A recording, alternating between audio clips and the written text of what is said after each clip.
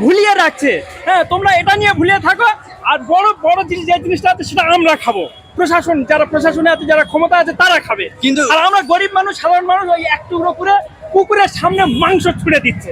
কিন্তু এই যে নতুন যে আরেকটা যে নিয়ে এসেছে যে প্রত্যেক বুথকে অথবা হ্যাঁ, ইয়েকে যে শুনছিলাম। 10 লক্ষ টাকা করে উন্নয়নের জন্য সামনে দেবে। ভোট, প্রত্যেকটা বুথ ক্যাপচার করার জন্য মানে পার্টির যে কর্মীরা আছে, মানে একদম তৃণমূলের যে কর্মীরা আছে, হ্যাঁ, তাদেরকে ক্যাপচার করার জন্য এই প্রকল্পটা তৈরি করেছে, যাতে আগামী ভোট বৈতরণটা পার হতে পারে সরকার। কিন্তু এই তো চকচকে রাস্তা, বড় বড় বাড়ি, সবই তো ঠিক আছে। চকচকে রাস্তা আপনি এখানে দেখছেন, সারা পশ্চিমবঙ্গটা ঘুরেছেন, নিশ্চয়ই আপনারা ঘুরেছেন, দেখে সব জায়গায় চকচকে রাস্তা আছে।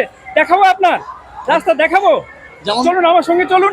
আপনি যে কোনো জেলায় চলুন না, রাস্তার হাল দেখলে আপনার কান্না এসে যাবে। চকচকে রাস্তা, হ্যাঁ।